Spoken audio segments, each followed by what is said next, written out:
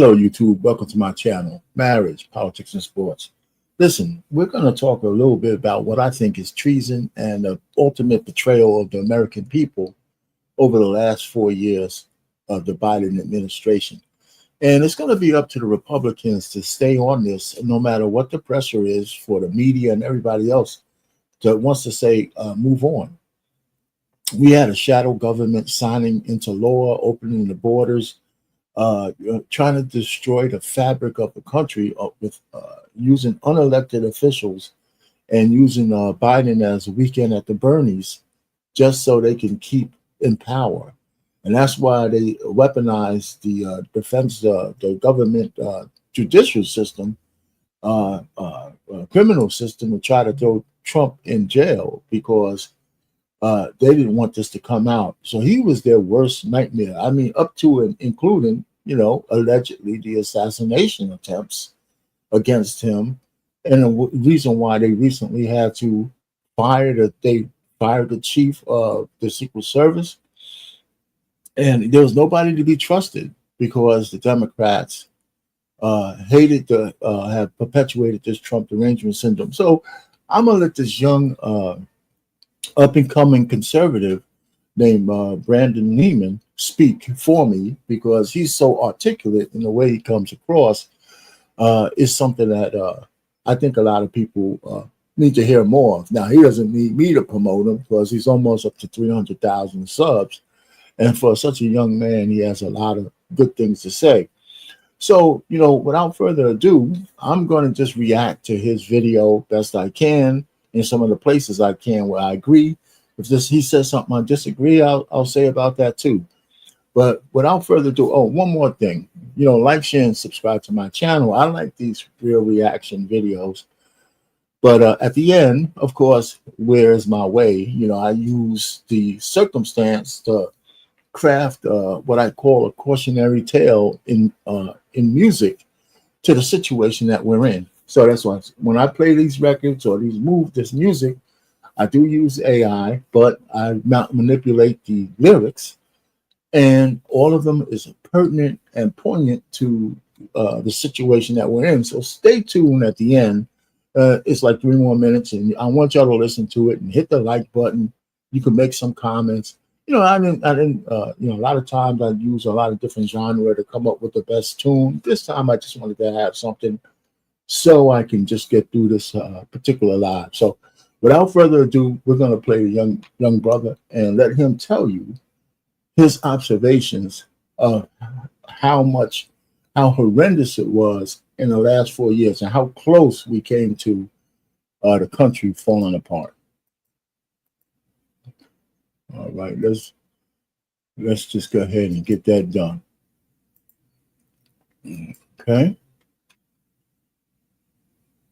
Of Joe Biden's mental decline and who was actually in charge of the United States for the last 4 years. To me, this is the biggest scandal in American history. The powers of the president were unconstitutionally usurped by unelected Biden staffers and used to implement one of the most disastrous and anti-American set of policies we have ever seen. And just to catch everybody up to speed who hasn't seen all of my videos on this topic, this is where we're at. Jake Tapper exposed in his book that the entire Democrat establishment knew about Biden's decline and willfully covered it up. Jill Biden's chief of staff was identified and ousted as the real puppet master pulling the strings. Joe Biden apparently spontaneously got extremely late stage prostate cancer, and the White House physician admitted that Joe Biden's physical body was so weak and frail that if he had won the 2024 election, they would have admitted him to a wheelchair for the entire presidency,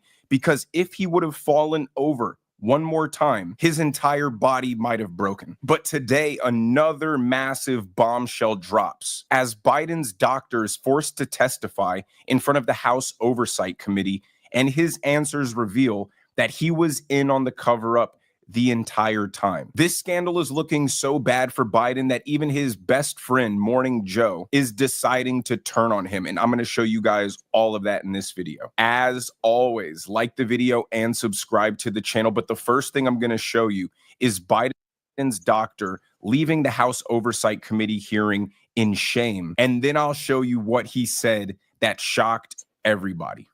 Before that go, listen, a lot of people probably didn't know this was actually going on because this particular meeting was in secret, I believe. I mean, I don't think this was open to the media, or else it would have been made a big deal. Now, of course, most of the media is against Trump, so they're trying to get past the fact that they've used a shadow government to almost run America into the ground.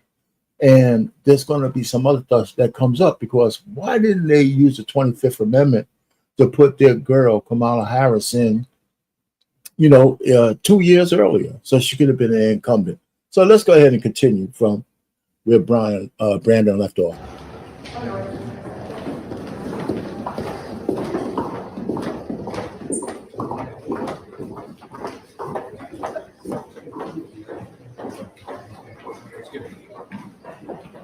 Dr. O'Connor, how did that? Yes, sir. Will you make any comments to press, sir? Do you have a message for the committee?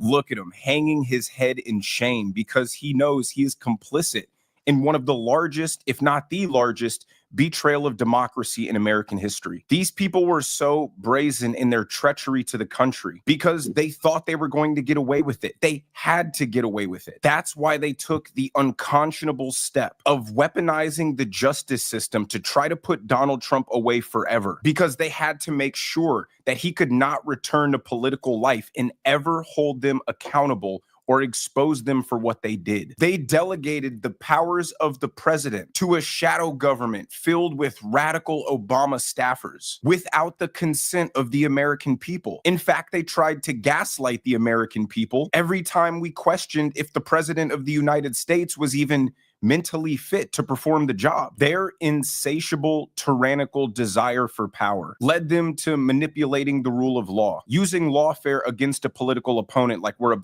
Let me just stop there for a second. He mentioned Jake Tapper.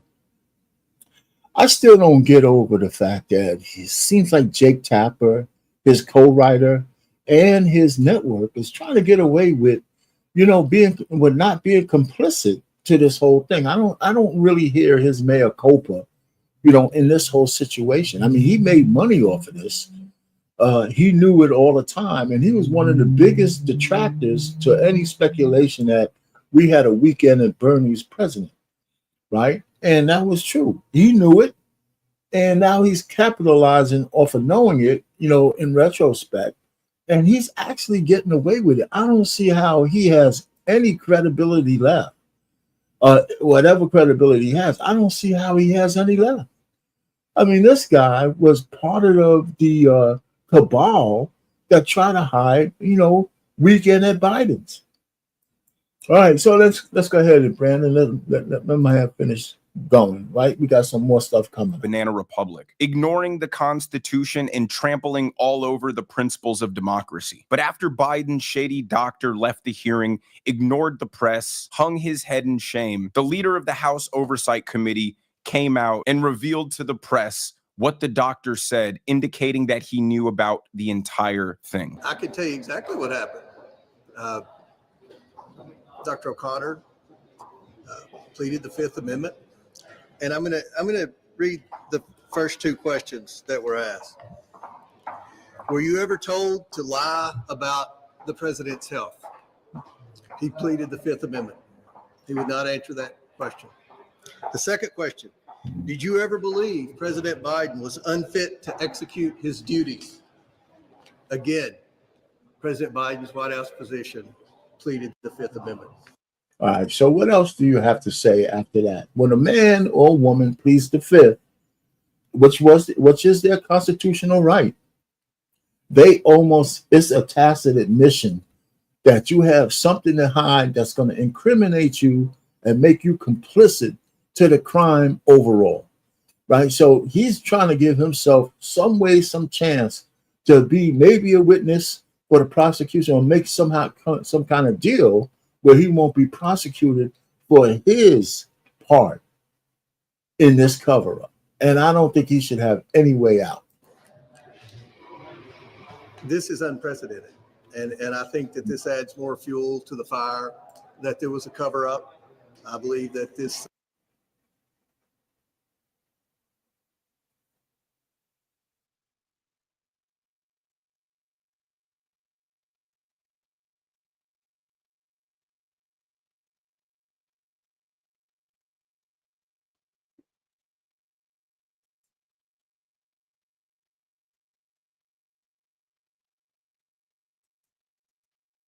adds legitimacy to the Tapper book and the other books that are in the works that are about to come out. That shows there was a lot of suspicious activity taking place in the White House with respect to the president's health.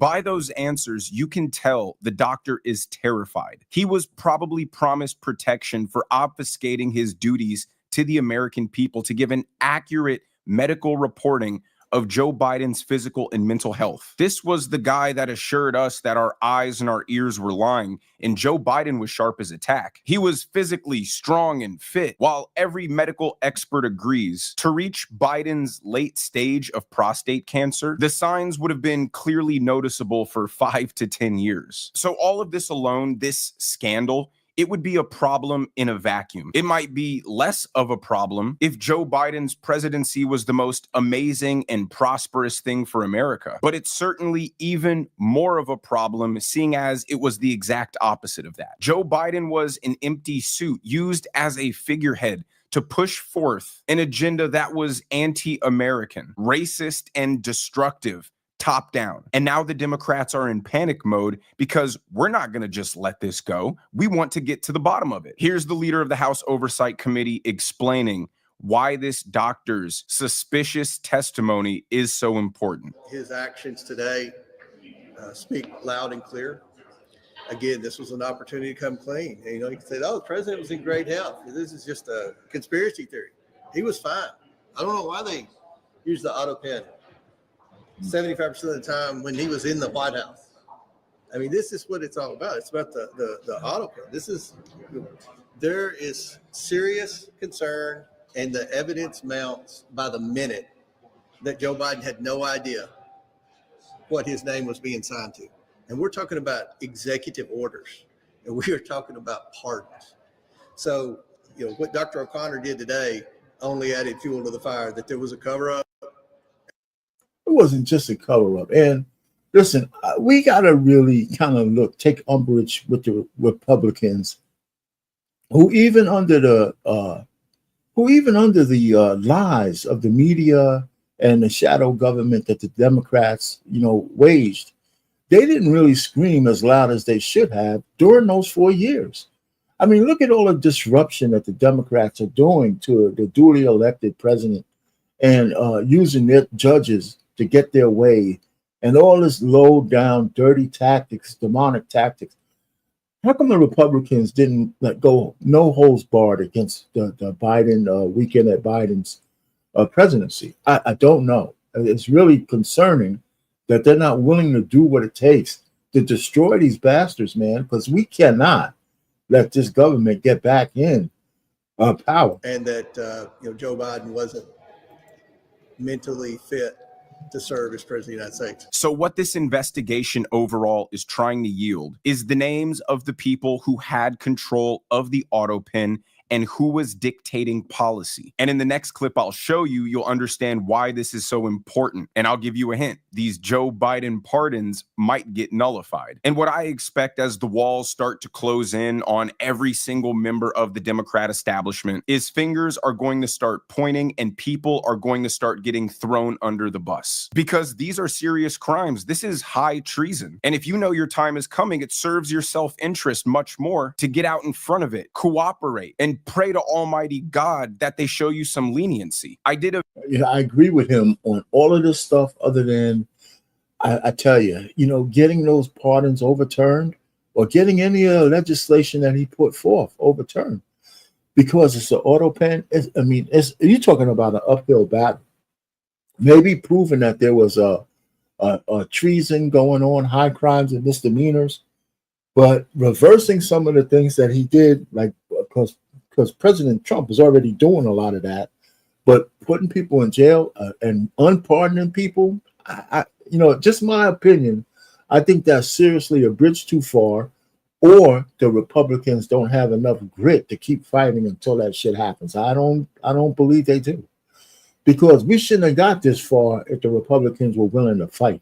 Even with the damn, and just a little side issue, even with the district judges using the blanket when they hold up the whole nationally, they hold back the legislation. I believe that the Congress could have did something with that, putting legislation and voting that power away, because that's their right, to be able to do that. I'm talking about those national stays. You know what I'm saying? So they had to wait for the Supreme Court to do that, and still some judges are trying to defy that. Anyway, let's continue. Video a few weeks back showing that a lot of the Democrat establishment was pointing fingers at Jill Biden's chief of staff. And I'll link that video at the end. But this hearing today comes weeks after the Senate Judiciary Committee held their own hearing, and every single Democrat member on that committee walked out of the hearing and refused to participate. Why? Because they're all complicit. But what was their reason? It was because they didn't want to dignify such a meaningless and absurd political circus. Their talking point is, that's in the past. We can't change anything about it. What we need to be focused on is the survival of our democracy and the threats from the big bad orange man. But now let me show you this insane clip from that hearing where Ted Cruz exposes how maliciously this auto pin was used and what the law says about documents that were signed with this auto pin without the president's consent. Take a look. In 2021, President Biden issued 78 executive orders. None were signed with an auto pen. That first year of the presidency, Biden, I suppose, was relatively lucid, and 78 executive orders he signed by hand. The second year, however, we see the auto pen emerge. The first auto pen executive order was issued on July 15th, 2022. After that day, 100% of the executive orders issued in 2022 were signed by an auto pen. In 2023, Biden issued 24 executive orders. 16 were auto-penned. In 2024, Biden issued 19. 14 were auto-penned. In 2025, Biden issued 14 executive orders. Every single one was auto-penned. Mr. Wald, let me ask you as a legal matter, if there's a law that's passed both houses of Congress and it goes to the White House, and a staffer auto-pens signing that law without the president's authorization, is that law legally passed and signed into law? No. If an executive order is issued and a staffer auto-pens it without the president's authorization, is that executive order legally binding? No. And if a pardon is issued from the president of the United States and a staffer auto-pens it without the president's authorization, is that pardon legally binding? No. So now, listen, okay. That all sounds definitive and shit, right? But you still got to prove that the president didn't know, and most likely he didn't, but you still have to prove it. That's one. And I'm not so sure that sharp no my man said, if it's under the purview of a judge or the Supreme Court, whether it's that cut and dry that it's not held, especially if they said the president delegated some of these responsibilities. Now, you can say he can't delegate somebody to use the auto pen for him. Well, I don't think that's true. Okay, especially if he knows what's being signed. So it'll be hard to prove all this stuff that sounds definitive. So let's kind of cut the brakes, even though they're sounding all definitive and shit. It ain't going to be that cut and dry. That's just my opinion. Even though I do believe that the president had no idea what the shadow government was doing. It's easy to say, but it's much harder to prove. Okay, so this is getting sketchy. What's even more sketchy is they said 75% of the time that the auto pin was used, Joe Biden was present in Washington, D.C. So it's becoming increasingly clear that the entire government was being run while Joe Biden was sitting on a beach eating ice cream, falling off of bicycles. Every single accusation they made towards Donald Trump was a confession of what they were doing. And they all knew what they were doing was so gravely unconstitutional that the platform for their entire campaign was Donald Trump is a threat to democracy. He's a fascist. He is Hitler. To them, the stakes were so high. They couldn't take the chance at running a campaign based on policy differences. It had to be mass hysteria and fear-mongering to the American people that discussing policies wasn't as pertinent as fighting for the survival of the democracy that they claim to cherish. They had the chance to install Kamala Harris as president without the need for an election. They could have fulfilled their radical DEI fantasy world and anointed the first Black woman president. But they elected to keep a corpse as the president because even though Kamala Harris is dumb, and boy, is she dumb. And even they know that she's dumb. A dumb person is unpredictable. They're harder to control. An old man who likes ice cream is a much more suitable path if you want to run a shadow government unimpeded. And now more Democrat grifters are trying to take advantage of the Biden cover-up fiasco, pretend as if they weren't complicit the whole time, and how flabbergasted they are to discover what everybody has already known since 2020. Here they are on Morning Joe cooking both Joe Biden and Kamala Harris. You guys have reporting in the book where Joe Biden, when letting Kamala Harris know he's dipping out of the race, saying, you shouldn't run away from me entirely, though some people are probably going to tell you to do that. I am popular in places like Pennsylvania, which you're going to need to win. Yeah, what's remarkable about that moment, Willie, is that that call happens on the day of her debate with Donald Trump, which is in Philadelphia. And Biden is calling ostensibly to wish her good luck on one of the most consequential nights of her professional life.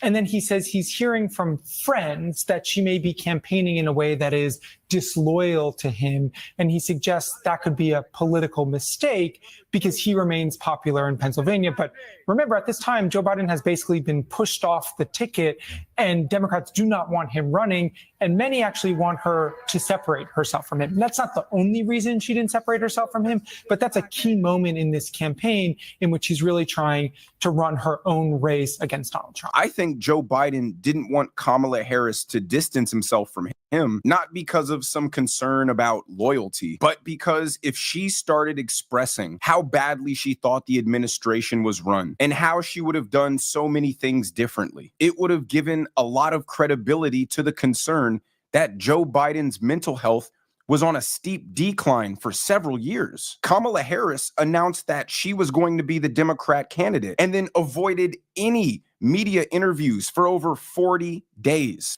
Well, you know, you were right about why she avoided, but some of it was her own self-interest, right? Because if she would have said how effed up he was in the last 2 years, not only was she had to commit to his cognitive decline, she would also have to admit that she was complicit in covering it up. And it's hard to run for president when everybody knows you're a liar, a traitor, or treasonous, or whatever it is that you're willing to do whatever it takes to be in power. You even lie to the American people. Then we're supposed to go to the polls and vote for you? So, yeah, so she's not going to do that either. So she was caught behind a rock in a hard place. She couldn't tell the truth. She couldn't distance herself. So she had to try to just say, listen, you know what? You know, if I had the power, I would do something differently, but I can't change what was already done. That's because they wanted to get a coordinated message together. And every time she was asked why Joe Biden just suddenly dropped out, she became... Nah, come on.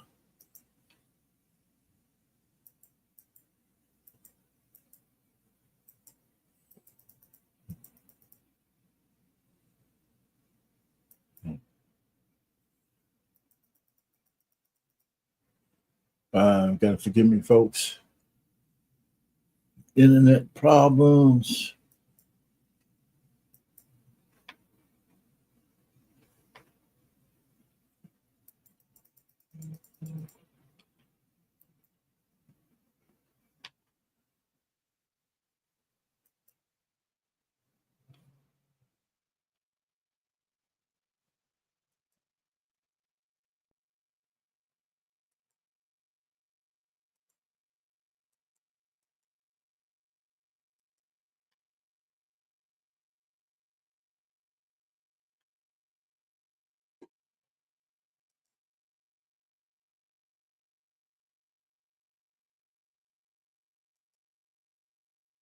A story I've been covering extensively documents that were signed with this auto.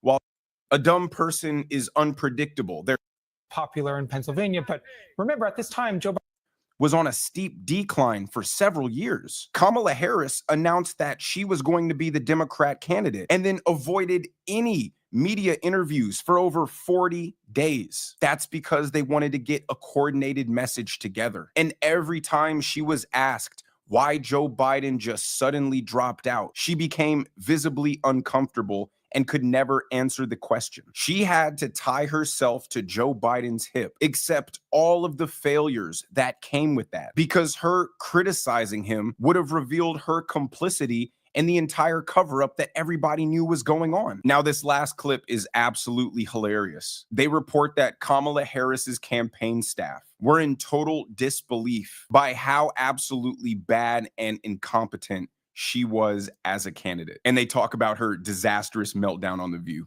Watch. A lot of the folks around Kamala Harris wanted her to make some distance from Biden on various places. They said, he's an albatross. His numbers are so bad. The public really does not want him as president. And to have a chance at winning this race, we have to have some distance. And she was not willing to do that. I mean, as you showed the famous clip there on The View, she gives that answer, and our book reports her aides backstage. Listen, it's a big ass boy, man. As fat as I am, I'd probably be as reluctant to be on the big screen. Especially, don't give me those damn side views. You know what I'm saying? Keep that camera right in front of me, and don't give me a side view so everybody can see how fat I am. Head in their hands. They try to get the host to actually do the question again to hopefully revise her answer, which she never does. So what her team is contending with throughout the fall is, his numbers, his problems, and she doesn't want to create any public distance. She thinks it won't be authentic. She believes that it wouldn't work, and her team is trying to get her to do that. So I think, to be honest, as much as we call, black women big backs, he's a big back too. They have a couple. Hey, how come they give him a big back thing? It's kind of funny. I'm laughing, but he got a pretty big back too. So there you go, black woman. You're not the only big backs out there. I think any politician would have had trouble navigating those treacherous waters, but Kamala Harris by far had to have been the worst possible candidate they could have thrown in the fourth quarter and expected her to win the election. They love to talk about how Trump is for the rich. Trump is only doing things to benefit his wealthy and rich friends, but completely ignore that the elite ruling class of the Democrat Party decided to overrule the Democratic vote in their primary of the people, anoint Kamala Harris as the candidate, and then bankroll her with $1.5 billion to spend in 90 days. The Democrat elites were so desperate, they used their institutional control over the media to have 60 Minutes deceptively edit her interview questions. When have you ever seen that before? This is the most corrupt, scandal-ridden administration in American history. Their crimes against the American people are so heinous that this investigation cannot stop until the culprits are brought to justice. They also, we're taking snipes at the media, the 16 million that Trump just won, but somehow, criminally, the media has to, the leaders of the media should also be implicated in the crime because they were complicit in the cover-up, not just by editing a damn video, but the fact that the government and the media moguls got together and said, we're going to let you perpetuate this lie. We're going to help propagandize it. And we're going to make sure that the American people think that everything is cool with Biden, even though they got to prop him up everywhere he goes. The news media, the liberal news media was complicit. They didn't only just turn the blind eye, they participated. Let me know what you guys think down in the comment section below. What should happen to the people who are found guilty of conspiring to overthrow our democracy? If you enjoyed the video, well, let's stop it right there. We know what should happen to them. At least I do. And so one of the things I'm going to do with you guys is I want y'all to listen to this tune that I just had developed for us. And it's going to be, of course, again, like I said, it's AI generated. However, it's you know, it's something because I manipulated the words and it fits the situation that we're in. I think it's treason. I think we have high minds. We have people we trusted. They betrayed us. So this is a kind of slow tune. I could probably upbeat it if I come up with another one that I like. And you can go to my other channel, themed based music, where I'm gonna post just the music only. But for here, you get a sneak preview of what I'm gonna do.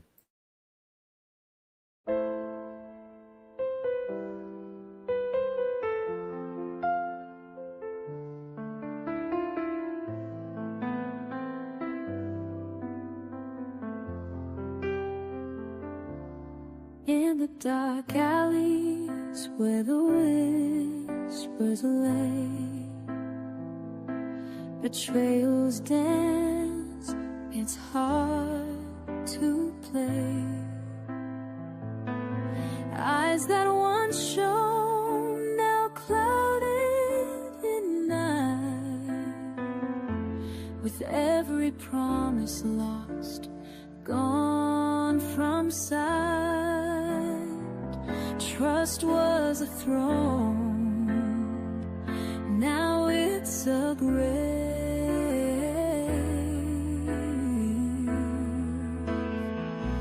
Oh, treason's call, it echoes here with every breath. It's crystal clear.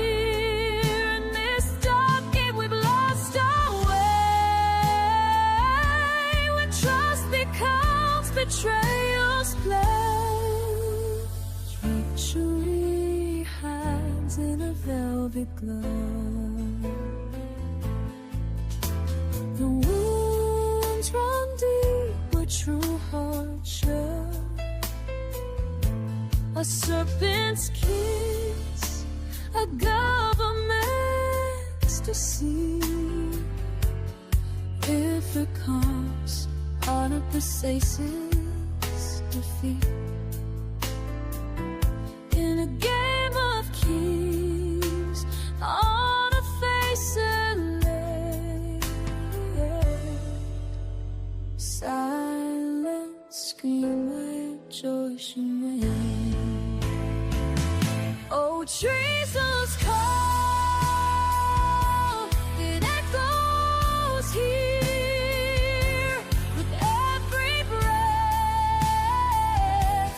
Crystal clear in this dark game we've lost our way. When trust becomes betrayal's play, no way back from this haunting tale. As trust collapses, our spirits fill.